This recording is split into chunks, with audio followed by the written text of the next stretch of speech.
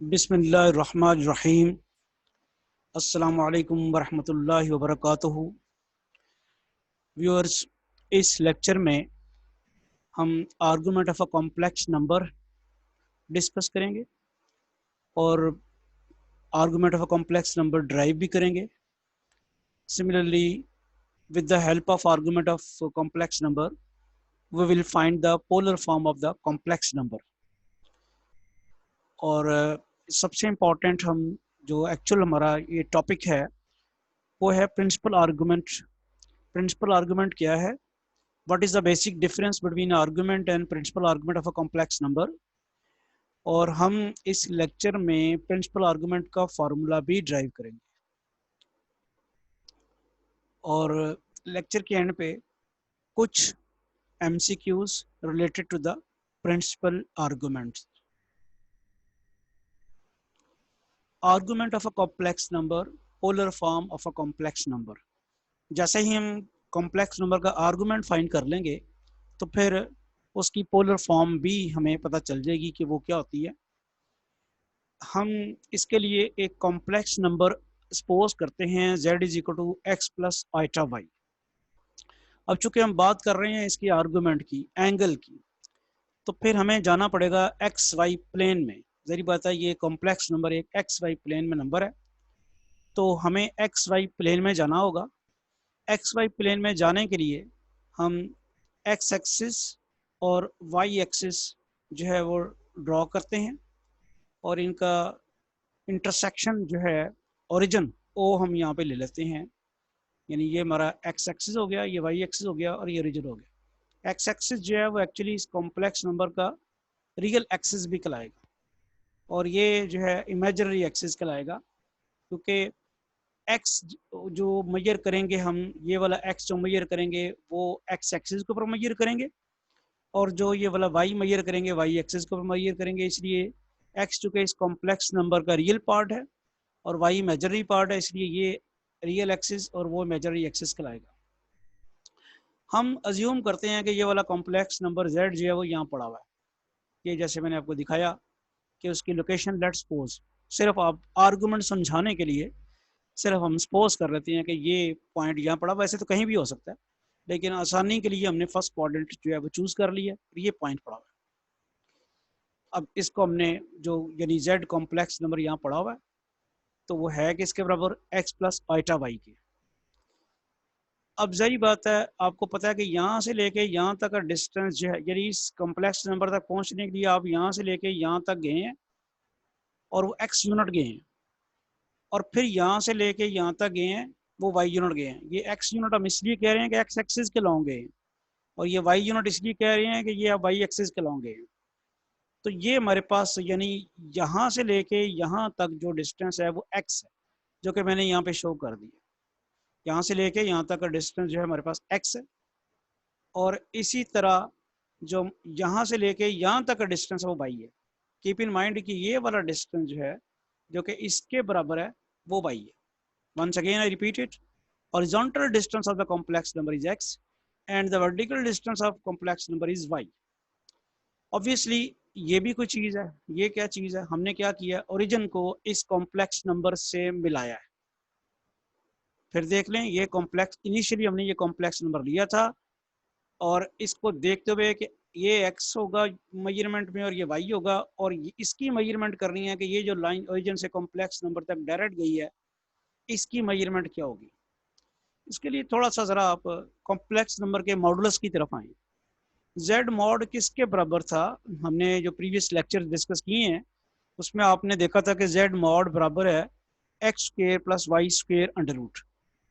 यानी it is the sum of the squares of it is the square root of the sum of the squares of real and imaginary parts of the complex number। Obviously x जो है वो real part है और उसका square, y जो है imaginary part है उसका स्क्वायर और उसके सम का अंडर रूट। इसको हम इस तरह भी लिख सकते हैं x minus zero square plus y minus zero square. तो ये, अब ये क्या चीज है? It is basically distance between two points. कौन कौन से पॉइंट्स? ओ से लेके ये वाला ओ ओरिजिन है जिसके कोऑर्डिनेट्स 0 0 हैं, और z है जो है एक पॉइंट यहाँ बाद में लेबल करेंगे a, इसके कोऑर्डिनेट्स बेसिकली x y हैं। तो अगर मैं इस पॉइंट का ओरिजिन से डिस्टेंस लूँ तो वो यही होगा, x minus zero square plus y minus zero square का अंडर रूट। ये हमने एक्सप्लेनेशन की भी हुई है कि modulus of a complex number geometrically represents the distance of the complex number from the origin. तो सेम वही बात दोबारा हमने इसको रिपीट किया। इसको हम r से डिनोट कर देते हैं, z mod is equal to distance, यानी ये जो लेंथ निकली है इसको हम r से डिनोट कर देते हैं और यहाँ पे r लेबल कर देते हैं। मेरे ख्याल अभी तक तो आपको ये बात क्लियर हो गई कि हम क्या कर रहे हैं। इसके बाद ये इक्वेशन नंबर चले, z is equal to x plus iota y जो है उसको इक्वेशन 1 लेबल करते थे, बाद में हमें इसकी जरूरत पड़ेगी। ये मैंने अब एंगल मेजर करने की कोशिश कर रहा हूँ कि ये कितना एंगल है। ये वाला सपोज कि ये वाला एंगल जो है वो थीटा है। अगर एंगल ये थीटा है तो फिर हम जरा पॉइंट लेबल करते हैं ए और बी। अब एक ट्राइंगल बन रही है, कौन सी, ओ ए बी। फिर देखें कि ये मैंने इस जो z को ओरिजिन से मिलाया था उसका एंगल लिया थीटा, और मैंने यहाँ पे पॉइंट लेबल कर दिया, ये वाला पॉइंट ए और ये बी, ये ट्राइंगल बन गई ओ ए बी। इसके बाद आप देखते हैं कि वो तो मैं पहले बता चुका हूँ कि ये रियल एक्सिस है और ये इमेजिनरी एक्सिस है। इसको आप एक्स एक्सिस को रियल एक्सिस कहेंगे और इमेजिनरी एक्सिस कहेंगे वाई एक्सिस को। अब हम वर्किंग करते हैं इस ट्राइंगल में, ओ ए बी ट्राइंगल में क्या हो रहा है, कॉस थीटा किसके बराबर होता है, बेस ओवर हाइपोटेन्यूज। तो बेस हमारे पास क्या है, ओ बी, और हाइपोटेन्यूज क्या है, ओ ए। और ओ बी जो है वो बराबर है एक्स के, और ओ ए जो है, ओ बी देखने आप एक्स के इक्वल है, यहाँ से लेके यहाँ तक डिस्टेंस एक्स, और ओ ए जो है वो आर है, एक्स ओवर आर हो गया। Cos theta is equal to x over r, और आपको आर का पता है वो जेड मॉड के बराबर है, एक्स ओवर जेड मॉड। तो एक्स की वैल्यू किसके बराबर आ गई, Z mod cos theta. Similarly आप इसी ट्राइंगल में साइन थीटा की बात करेंगे तो साइन थीटा आएगा परपेंडिकुलर ओवर बेस। तो जैसे कॉस थीटा निकाल, सॉरी साइन थीटा आएगा perpendicular over hypotenuse. Cos theta आपने निकाला था बेस ओवर हाइपोटेन्यूज, और साइन थीटा आएगा परपेंडिकुलर ओवर हाइपोटेन्यूज। अब परपेंडिकुलर बी ए जो है वो वाई है और हाइपोटेन्यूज जो है वो आर है, और इस तरह आपके पास वाई आर की वैल्यू जेड है। तो sine theta is equal to y over z mod. यहाँ से y की वैल्यू क्या निकलाई, z mod sine theta. x की वैल्यू और y की वैल्यू निकलाई है, और इन वैल्यूज को अगर हम इक्वेशन नंबर 1 में पुट कर दें तो ये बनता है, x की जगह आ गया z मॉड cos थीटा और y की जगह आ गया z mod sine theta. If you keep z mod common you will get this form, और यही है polar form of a complex number. और याद रखें कि बाज जो है अक्सर लोग जो हैं यहाँ पे z मॉड के बजाय r लगाते हैं, तो that makes no difference. r किसके बराबर है, z मॉड के बराबर है। तो जब आप कॉम्प्लेक्स नंबर को आप निकालना चाहेंगे पोलर फॉर्म में तो आपको r निकालने के लिए z मॉड ही लेना होगा। तो आप ये भी लिख सकते हैं, और x z is equal to r cos theta plus iota sine theta भी लिख सकते हैं। इसकी एक और भी फॉर्म है जिसमें हम आइलर फॉर्मूला लगाते हैं, और वो फार्मूला होता है cos theta plus iota sine theta e raise पर आइटा थीटा के बराबर होता है। तो वो अगर लगाएं तो फिर ये जो फॉर्म है वो ये बन जाती है, z is equal to Z mod e raise पर iota theta.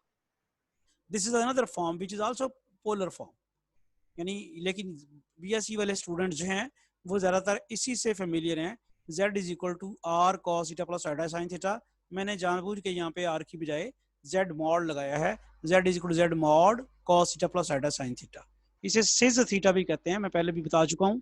Cos theta plus iota sine theta, cis theta, C for cos और I for iota and S for sine theta. It's another form जो कि मैंने आपको exponential function की form में लिख दिया है, ये भी पोलर फॉर्म ही है।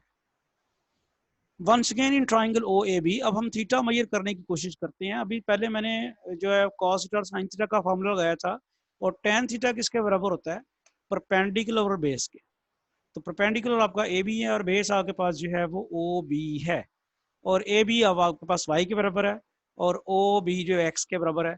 तो टेन थीटा की वैल्यू आ गई वाई ओवर एक्स, या फिर थीटा की वैल्यू आ गई वाई, थीटा की वैल्यू आ गई tan inverse y over x. अब क्या ही अच्छा होता कि यही परमानेंट एंगल निकल गया होता, लेकिन अब अभी आप देखें बड़े प्रॉब्लम्स हमारे लिए होंगे। मतलब ये थीटा तो हमने इस पॉइंट का एक निकाल लिया है, tan theta is equal tan inverse y over x. अब हमारा क्वेश्चन ये है कि क्या हर पॉइंट के लिए ये फार्मूला वैलिड होगा। उस क्वेश्चन का आंसर देने के लिए थोड़ा सा आगे चलते हैं, यानी फिर मैं रिपीट करूं क्वेश्चन कि क्या ये वाला जो फार्मूला निकाला है हमने हर कॉम्प्लेक्स नंबर के लिए एंगल निकालने के लिए क्या यही निकलेगा, tan इनवर्स y और x ही लगाएंगे। इसी को एक्सप्लेन करने के लिए जरा थोड़ा सा आगे चलते हैं। अब ये देखें, यहाँ हुआ ये था कि इस पॉइंट का आर्गुमेंट जो था वो आपने ये लिया था। अब ये भी तो हो सकता था कि आप यहाँ रुकते ना और आगे चले जाते और आगे चल के फिर आप लेके आते, तो एंगल आप आर्गुमेंट आपका पास क्या होता, यानी 2 पाई इसमें ऐड हो चुका हुआ, यानी आप यहाँ से जहाँ तक पहुँच के फिर दोबारा यहाँ जब पहुँचेंगे, जैसे कि यहाँ पे आपको बताया जा रहा है कि आप बजाय इसके कि ये वाला एंगल लेते, ये नहीं ले रहे, आप ये ले रहे हैं कि यहाँ से चल के यहाँ से चल के यहाँ रुकने के बजाय फिर आप आगे जा रहे हैं, ये भी तो एंगल है ना। इसका मतलब इस पॉइंट तक पहुंचने के लिए सिर्फ थीटा ही एंगल नहीं है, बल्कि आप बल खा के भी आ सकते हैं। जब बल खा के आएंगे इस पॉइंट तक पहुंचने के लिए तो एंगल थीटा नहीं होगा। फर्ज करेंगे ये एंगल 60 डिग्री है, तो अब जब दोबारा आप वहां आएंगे तो आप क्या है इसमें 2 पाई ऐड कर चुके होंगे, यानी पूरी रोटेशन आप एक सर्कुलर रोटेशन पूरी कर चुके होंगे। जैसे यहाँ हुआ, यहाँ तक आए, लेकिन यहाँ से फिर चल के फिर दोबारा वापस आए, तो आप 2 पाई ऐड कर चुके हैं। तो फिर एंगल आपका जो अब इस पॉइंट का, इस कॉम्प्लेक्स नंबर का, कीप इन माइंड इस कॉम्प्लेक्स नंबर का पहले एंगल थीटा था, लेकिन अब क्या हुआ है थीटा प्लस 2 पाई, यानी अब इसका मतलब है कि इस कॉम्प्लेक्स नंबर का एक से ज्यादा एंगल्स हो गए हैं, 2 एंगल हो गए हैं। और अब अगर आप कोई और एक और रोटेशन कर दें तो फिर थीटा प्लस 4 पाई हो जाएगा, एक और रोटेशन कर दें थीटा प्लस 6 पाई हो जाएगा। तो करते जाएं करते जाएं करते जाएं, तो बहुत सारी रोटेशन करके भी आप इसी पॉइंट तक पहुंच सकते हैं, यानी तो फिर इस पॉइंट के एंगल जो हैं एक नहीं एक से ज्यादा होंगे। अब ये भी हो सकता है कि आप इसका एंगल मेजर करने के लिए क्लॉकवाइज रोटेशन कर दें। जब आप क्लॉकवाइज रोटेशन करेंगे तो फिर एंगल जो है वो सबट्रैक्ट होगा, ये आप सबको पता है। एंटी क्लॉकवाइज जब एंगल हम एंटी क्लॉकवाइज रोटेशन करते हैं तो एंगल पॉजिटिव होता है, और जब हम क्लॉकवाइज रोटेशन करेंगे तो उस रोटेशन में एंगल जो है नेगेटिव आता है। तो लिहाजा आपने ये वाली रोटेशन जब की है वो एंटी क्लॉकवाइज है और 2 पाई रोटेशन हुई है, 2 पाई उसमें आपने इस एंगल में ऐड कर दिया, क्योंकि ये तो पहले ही है ना। अब आप तो आगे चलिए, ये देखिए यहाँ तक तो थीटा आ गया, इसके बाद फिर आप उस लाइन से चल के दोबारा उस लाइन तक आए तो 2 पाई ऐड हो गया। तो अगर आप इस तक जाके और फिर आप क्लॉकवाइज रोटेशन करके वापस आते तो 2 पाई सब्ट्रैक्ट होता, और उस सूरत में एंगल आपके पास क्या आता, theta 2 is equal to theta minus 2 पाई।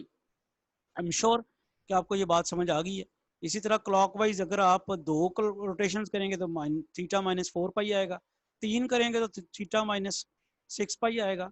इसी तरह आप देखते हैं कि इस पॉइंट के आर्गूमेंट्स जो हैं वो एक नहीं है, थीटा भी हैं, और बल्कि आप जनरल फार्मूला अगर इसका देखेंगे इस कॉम्प्लेक्स नंबर का आर्गूमेंट का फार्मूला फिर ये बन जाएगा, theta is equal to 2n pi where n is equal to +0 +-1 +-2। यानी अगर आप 0 रखेंगे तो फिर आर्गूमेंट इसी पॉइंट का आर्गूमेंट थीटा आएगा, और अगर आप n की जगह 1 रखते हैं तो जैसे मैंने यहाँ बताया थीटा प्लस 2 पाई, n की जगह -1 रखें तो वो थीटा माइनस 2 पाई जैसे यहाँ पे बताया। तो इस पॉइंट के आर्गूमेंट जो हैं वो इन्फिनिट हैं, ये बात बड़ी इंपॉर्टेंट है, keep this thing in mind. इस पॉइंट के आर्गूमेंट जो हैं वो इन्फिनिट हैं।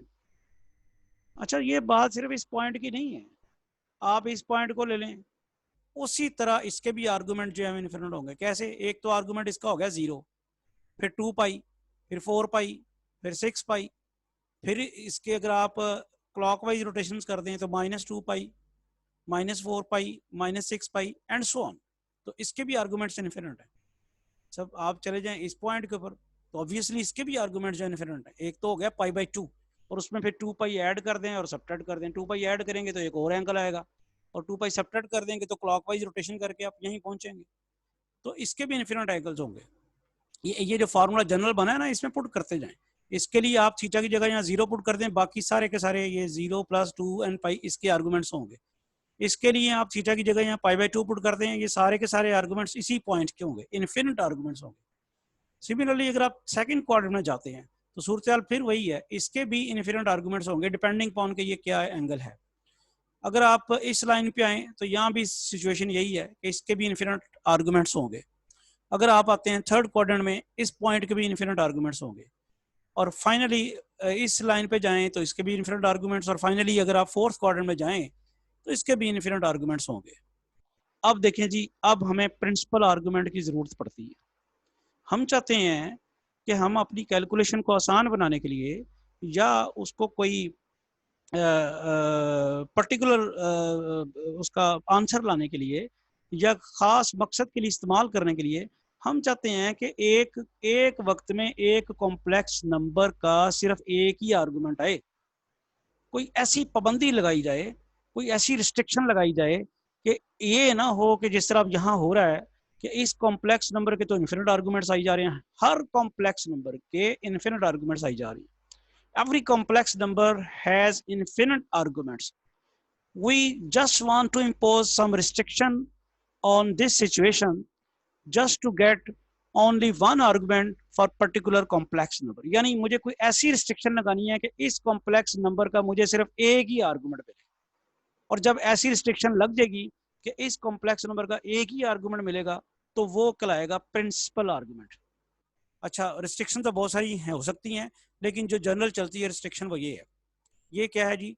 Theta lies between minus pi and pi, यानी थीटा जो है वो माइनस पाई से बड़ा और पाई के बराबर भी हो सकता है और उससे छोटा भी है। अब यहाँ भी एक सवाल उठता है कि ये क्या मजाक है जी कि यहाँ तो थीटा जो है माइनस पाई से बड़ा होना चाहिए और उधर इक्वालिटी भी लगी हुई है। इसको समझने के लिए कि क्यों एक दफ़ा एक तरफ उसने रिस्ट्रिक्शन लगाई है ग्रेटर देन की और एक तरफ रिस्ट्रिक्शन लगाई है लेसर और इक्वल की, वो ज़रा देखते हैं। पहले तो पाई की लोकेशन देखें, पाई आएगा कहाँ पे? आपको पता है पाई कैसे आएगा? यहाँ से आप चलेंगे रोटेट करते करते करते इस लाइन पे पहुंचेंगे तो एंगल पाई होगा जिसे आप 180 कहते हैं, यानी एंटी क्लॉकवाइज रोटेशन करके एंगल आपके पास क्या आएगा? पाई, ये वाला। फिर मैं इसको रिपीट करता हूँ आपके लिए कि आप यहाँ से चल के एंटी क्लॉकवाइज रोटेशन करेंगे, यहाँ पहुंचेंगे तो पाई आएगा, और फिर माइनस पाई भी यहीं आना है। आप क्लॉकवाइज रोटेशन करके आए, यहाँ पे पहुंचे तो माइनस पाई आ जाएगा। एंटी क्लॉकवाइज रोटेशन करके यही एंगल पाई बनेगा, क्लॉकवाइज रोटेशन करके यही एंगल माइनस पाई बनेगा। अब अगर उसने इक्वालिटी यहाँ भी लगाई होती तो इस लाइन के ऊपर जितने भी पॉइंट्स आते उन हर पॉइंट के दो दो आर्गुमेंट्स होते। क्यों? क्योंकि ये तो फर्ज करें यही पॉइंट ले लें जो मैंने एक मार्क किया हुआ है, आप एंटी क्लॉकवाइज आते तो पाई होता और आप क्लॉकवाइज आते तो माइनस पाई होता। तो यही इसी को तो हम खत्म कर रहे हैं, यही तो हम इसका ही तो खात्मा चाहते हैं कि भी कोई कॉम्प्लेक्स नंबर जो है उसका एक से ज्यादा आर्गुमेंट्स ना हो। तो फिर इस कॉम्प्लेक्स नंबर के दो आर्गुमेंट्स आ रहे हैं, पाई और माइनस पाई, इसको रोकने के लिए हमने क्या किया कि थीटा जो है उसको ग्रेटर देन माइनस पाई किया है, ताकि जब आप क्लॉकवाइज आए तो माइनस पाई तक पहुंच ही ना सके। बात समझ आ गई है? माइनस पाई से पहले पहले आपको रुक जाना है, थीटा जो है वो माइनस, यानी आपने जब आपने क्लॉकवाइज आना है तो माइनस पाई से पहले पहले रुक जाना है। एनी हो, ये अब समझ आ गई रिस्ट्रिक्शन की। अब इस रिस्ट्रिक्शन की मदद से हमने प्रिंसिपल आर्गुमेंट का फार्मूला ड्राइव करना है कि हाउ इट वर्क्स। मैं फिर रिपीट करता हूँ। अच्छा, ये भी आपको थोड़ा सा बता दूं कि ये रिस्ट्रिक्शन जरूरी नहीं कि यही लगानी है, ये माइनस पाई बाई टू से पाई बाई टू भी हो सकती है। उस वक्त फिर प्रिंसिपल आर्गुमेंट का फार्मूला चेंज हो जाएगा, लेकिन चूंकि स्टैंडर्ड नोटेशन यही है माइनस पाई टू पाई, जिसमें माइनस पाई से ग्रेटर होता है और पाई से लेसर और इक्वल होता है। इस रिस्ट्रिक्शन के तहत जो प्रिंसिपल आर्गुमेंट का फार्मूला बनता है वो हम डिस्कस करने जा रहे हैं इस लेक्चर में जी। अब जरा प्रिंसिपल आर्गुमेंट का फार्मूला ड्राइव करने के लिए मैं वो जो पिछली डायग्राम है वो सारी की सारी आपके सामने रखता हूँ और फिर हम ज़रा उसकी डेरिवेशन पे चलते हैं। मैं आपको रिमाइंड कराने के लिए वो डायग्राम जो है वो रखी है और उसका जो फार्मूला हमारे पास बना था वो भी मैंने यहाँ पे आपके पास रख दिया है और कुछ पॉइंट्स मैंने ले ली, वही जो पिछली डायग्राम है पिछली स्लाइड की वही मैंने रिपीट यहाँ पे कर दी है। अब चलते हैं प्रिंसिपल आर्गुमेंट का फार्मूला। हम ये बात जेर में रखे कि थीटा हमने निकाला हुआ है, ये बात आपके जहन में रहे कि थीटा हमने निकाला हुआ है tan इनवर्स y और x। अब हमने ये देखना है कि प्रिंसिपल आर्गुमेंट के लिए क्या वही बनेगा, तो उसके लिए ज़रा चलते हैं ये मैंने अब एक तो बात आपको बताऊं कि ये जो आम आर्गुमेंट है जो कि कॉम्प्लेक्स नंबर के एक से ज्यादा एंगल हो सकते हैं, उसका आर्गुमेंट स्मॉल ए से हम जो है वो लिखते हैं। लेकिन जो प्रिंसिपल आर्गुमेंट है उसका आर्गुमेंट जो है कैपिटल ए से, in order to distinguish it from the argument of the complex. जी हम देखते हैं जी कि ये tan inverse y over x if x greater than 0, is it work?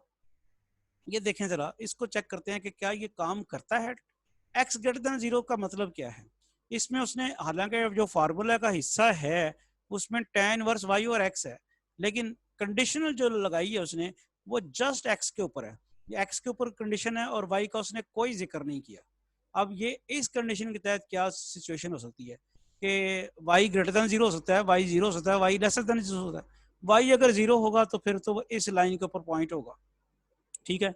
और y ग्रेटर देन 0 होगा तो पॉइंट यहाँ पे होगा, क्योंकि x पहले ही ग्रेटर देन 0 है। y भी ग्रेटर देन 0 होगा तो वो फर्स्ट क्वाड्रेंट में होगा, तो यहीं कहीं इस फर्स्ट क्वाड्रेंट में कहीं लाई कर रहा होगा। और अगर y लेस देन 0 है तो x ग्रेटर देन 0 है, x ग्रेटर देन 0 इधर ही होता है ना, तो फिर वो कौन से क्वाड्रेंट में होगा? वो फिर कहीं इधर फोर्थ क्वाड्रेंट में होगा। तो सिचुएशन कौन सी है कि ये फार्मूला जो है x ग्रेटर देन 0 का मतलब क्या है कि ये कवर करेगा कौन सा portion? First quadrant, fourth quadrant और पॉजिटिव x एक्सिस, ये वाला पोर्शन कवर करेगा। करता है कि नहीं करता, उसके लिए हम छोटी सी एक एग्जांपल लेते हैं।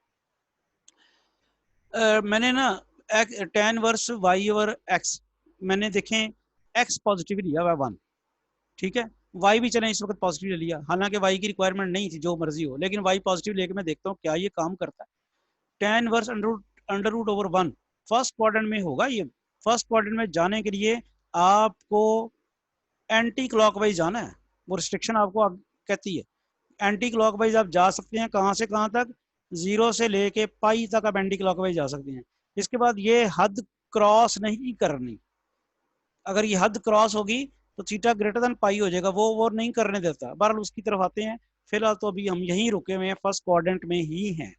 इसलिए फर्स्ट क्वाड्रेंट में आपके पास जो आता है tan वर्स अंडर रूट 3 आएगा, और tan वर्स अंडर रूट 3 किसके बराबर है? 60 डिग्री के। ये एंगल आपके पास 60 डिग्री आ गया x ग्रेटर देन 0 के लिए, और y ग्रेटर देन 0 के लिए वर्क कर गया। अच्छा जी, फिर आप जरा अगर y में नेगेटिव ले लूँ तो फिर क्या होगा? tan inverse under root 3 minus under root 3, और वो नेगेटिव साइन जो है tan से बाहर आके -60 हो जाएगा। और ये होना भी चाहिए था। देखिए जरा कैसे, जब आपका x पॉजिटिव और y नेगेटिव है, y नेगेटिव है तो डाउनवर्ड आएंगे आप, x पॉजिटिव इधर जाएंगे तो एक्चुअल पॉइंट ये बनेगा, ठीक है ना। ये वाला पॉइंट बनेगा जो कि होगा फोर्थ क्वाड्रेंट में, और इसका एंगल जो है वो -60 हो सकता है, और तो नहीं हो सकता। अब आपके जेहन में सवाल आता है क्यों -60 करें? आप कहेंगे जी आप यहाँ से चल के इधर आए, ये हो नहीं सकता, क्योंकि आप यहाँ से चल के यहाँ तक आ सकते हैं, इसके आगे नहीं जा सकते। ये रिस्ट्रिक्शन ये नहीं जाने देती है आपको, तो आगे आप जा नहीं सकते। लिहाजा आप यहाँ से चल के इधर आए थे, लेकिन आपने देखा कि पॉइंट तो मेरी हद से बाहर है, फिर आपको यहाँ से क्या करना पड़ा है? वापस इधर आना पड़ा है इस पॉइंट से। यानी आप यहाँ इधर से नहीं आ सकते, इस पॉइंट तक पहुंचने के लिए आप एंटी क्लॉकवाइज नहीं आ सकते। इस पॉइंट तक पहुंचने के लिए यहाँ से आपको क्लॉकवाइज आना है। जैसे ही आप क्लॉकवाइज आएंगे एंगल नेगेटिव होगा, और नेगेटिव ही आया है। इसका मतलब है this formula works for x greater than 0, whether y is greater than 0 or lesser than 0 or equal to 0। Next part जो है वो हम देखते हैं कि x लेस देन 0 हो और y ग्रेटर इक्वल टू 0 हो तो क्या है? x ग्रेटर देन 0 के लिए तो y के ऊपर रिस्ट्रिक्शन कोई हो, y के ऊपर किसी रिस्ट्रिक्शन की जरूरत नहीं है। लेकिन अभी अब देखेंगे कि अगर x लेस देन 0 है तो फिर y के ऊपर रिस्ट्रिक्शन है। कैसे? x लेस देन 0 होगा तो इधर आ जाएगा, और y ग्रेटर देन 0 होगा तो ऊपर जाएगा। तो ये यहाँ कहीं पॉइंट आएगा, ये बात समझने वाली होगी। ये पॉइंट आएगा, ठीक है जी, यहाँ पॉइंट आएगा। ये पॉइंट है सेकंड क्वाड्रेंट में। अच्छा, अब देखें फार्मूला, देखते हैं कि फार्मूला अगर हम लगाएं तो tan वर्स y और x, देखना ये है कि क्या x लेस देन 0 और y ग्रेटर इक्वल टू 0 के लिए tan इनवर्स y और x जो है वो इफेक्टिव रहता है। उसके लिए फिर एग्जांपल जरा थोड़ी सी वर्किंग करते हैं। मैंने लिया tan वर्स y और x, क्या किया है मैंने? y लिया है ग्रेटर देन 0 और x मैंने लिया लेस देन 0। ये देखें x -1 है। क्या बना जी formula? tan inverse -√3, tan inverse -√3 -60। अब यहाँ होगी बड़ी जबरदस्त गड़बड़। कैसे गड़बड़ हुई देखें जरा। इसके ये पॉइंट यहाँ पे है और एंगल उसका आ रहा है -60, -60 आ ही नहीं सकता। सेकंड क्वाड्रेंट में जाने के लिए आप इधर जा ही नहीं सकते, इधर से यानी नेगेटिव नेगेटिव एंगल आया ना, नेगेटिव एंगल जो है वो आता ही उस वक्त है जब आप क्लॉकवाइज रोटेशन करें। आप क्लॉकवाइज रोटेशन करते हैं यहाँ इस पॉइंट तक पहुंचने के लिए, लेकिन यहाँ आपको ये एक पाबंदी है आपके लिए, इस लाइन को आप क्रॉस नहीं कर सकते। आप देखें, आप -पाई से छोटा ले ही नहीं सकते, यहाँ तक आ ही नहीं सकते।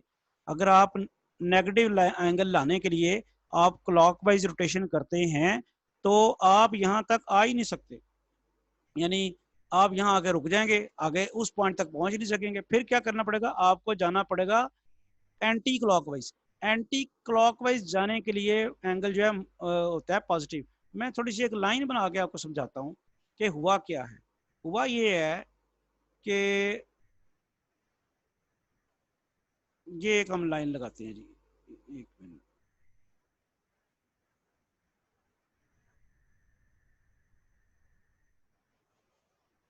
ये लाइन ज़रा एक मिनट ज़रा ड्रॉ करते हैं और फिर ज़रा थोड़ा सा हमें पता चलेगा कि एक्चुअल प्रॉब्लम हुई क्या है जी। ये लाइन लगी है, अब गौर करें हुआ क्या है। -60 यानी आपने यहाँ से आप चले आना था इधर, सॉरी ये एक्स नेगेटिव है और वाई पॉजिटिव है। एक्स नेगेटिव है यानी आपने यहाँ आना है, यहाँ आना है इस पॉइंट तक। मैं जरा इसको टिक कर दूं ताकि आपको पता चल जाए। आपने आना है यहाँ पे, इस पॉइंट पे आना है, लेकिन ये आपको एंगल क्या कह रहा है, ये आपको कह रहा है कि आप इधर पहुंच गए हैं, इधर।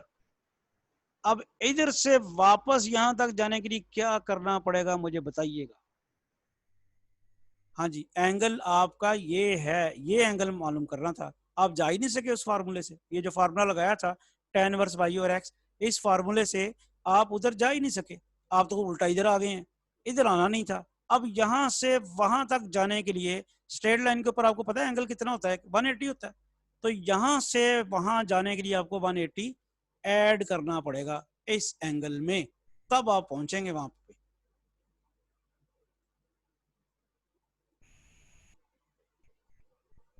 तो ये एंगल ज़रा हम ऐड करते हैं, वो 180 इसमें ऐड करते हैं और फिर आपका एंगल जो बनेगा एक्चुअली 120। हाँ ये ठीक है, ये एंगल आपका बनता है 120। तो इसका मतलब है कि ये फार्मूला इस तरह नहीं फिर काम करेगा, इसमें फिर क्या करना पड़ेगा, हमें पाई ऐड करना पड़ेगा।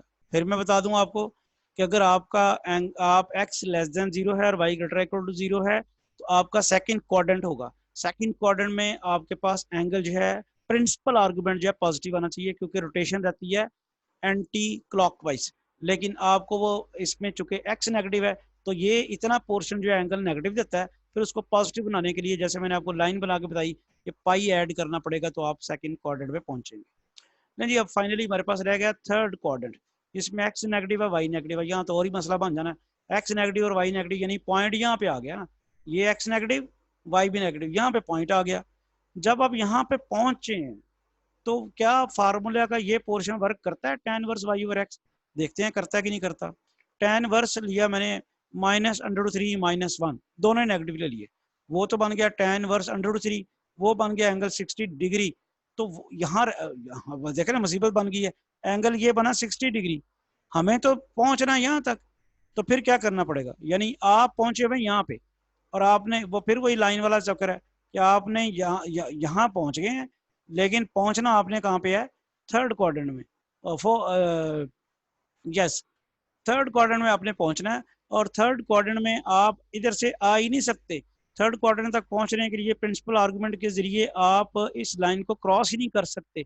इस लाइन को क्रॉस ये वाली रिस्ट्रिक्शन नहीं करने देती, लिहाजा आपको इस पॉइंट तक पहुंचने के लिए इधर ऐसे आना है, क्लॉकवाइज आना है। क्लॉकवाइज आने के लिए आपका एंगल जो है वो नेगेटिव होगा, लेकिन नेगेटिव तो आया ही नहीं है, तो पॉजिटिव आया। फिर क्या करना पड़ेगा, आप आना था इधर, यानी आपने आना था इधर, पहुंच के उधर, उधर से फिर पूरी लाइन का एंगल 180 डिग्री जो है आप इसमें से सब्ट्रैक्ट करेंगे, क्योंकि आप इसको वापस लाएंगे इधर, वापस इधर लाएंगे क्लॉकवाइज, तो फिर आपका एंगल जो है -180 करना पड़ेगा। और अब आपका एंगल -120 आया है, ये इधर से -120, और ये आपके पास फार्मूले का क्या हिस्सा बना फिर कि इधर आपको -पाई करना पड़ता है।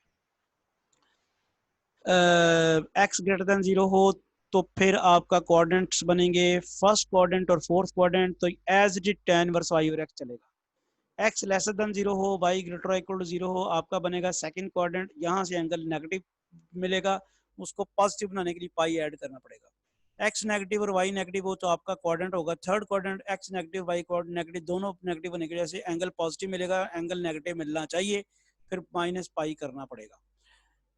अब जी finally X greater than 0, X equal to 0 और वाई ग्रेटर देन 0, तो एक्स इक्वल टू 0 तो यही होता है ना, और वाई ग्रेटर देन 0 यहाँ पे होगा, तो फिर ये तो एंगल π/2 है, तो इसका तो डायरेक्ट π/2। और फिर अगला जो है एक्स इक्वल टू 0 और वाई लेसर देन 0, फिर ये वाला होगा और इसमें आपके पास क्या आएगा -π/2। और अगर एक्स और वाई दोनों ही 0 हैं तो फिर तो अनडिफाइंड हो गया ना, इनडिटर्मिनेट फार्मूला हो गया, इसमें कोई नहीं निकलेगा। This is very important formula and keep this formula in mind for the principal argument of a complex number. Next, we apply the principal argument formula in some MCQs. The principal argument of complex number z is equal to 3 plus 1 is this. अब देखें इसमें आपको नजर आ रहा है कि x under x जो है वो ग्रेटर देन 0 है। ग्रेटर देन 0 के लिए आपको याद है कि आर्गुमेंट का डायरेक्ट फॉर्मूला लगता है tan inverse y over x, तो वो आ जाएगा 30 डिग्री। Option is a. अगला जो पोर्शन है इसमें भी x ग्रेटर देन 0 है, तो tan वर्स वाला डायरेक्ट फार्मूला लग जाएगा, वो लगेगा tan inverse y over x, y क्या आपके पास -1 ओवर √3 और आंसर आएगा -30 डिग्री, और ये बी पार्ट इसका आंसर आ जाएगा। The principal argument of complex number z is equal to minus, z negative है और y जो है पॉजिटिव है, x नेगेटिव और y पॉजिटिव है जी। x नेगेटिव और y पॉजिटिव किस क्वाड्रेंट में होगा? सेकंड क्वाड्रेंट में। सेकंड क्वाड्रेंट में एंगल आपका क्या होना चाहिए? पॉजिटिव, लेकिन इसकी वजह से आपके पास एंगल नेगेटिव आएगा, आपको पाई ऐड करना पड़ेगा। 180 ऐड किया और आंसर आपके पास क्या आ गया? 150। The principal argument of a complex number, z आपके पास b नेगेटिव है, z -√3 -1 यानी x भी नेगेटिव है और y भी नेगेटिव है, ये बनता है थर्ड क्वाड्रेंट। थर्ड क्वाड्रेंट में आप ऊपर से आ ही नहीं सकते, आपको नीचे से आना पड़ेगा क्लॉकवाइज, एंगल नेगेटिव होगा, लेकिन ये tan वर्स y और x जो है दोनों नेगेटिव हैं तो ये पॉजिटिव देगा, फिर आपको एंगल में पाई जो है वो सब्ट्रैक्ट करना पड़ेगा, जैसा कि यहाँ पे किया -180, और एंगल आपके पास बनेगा 150।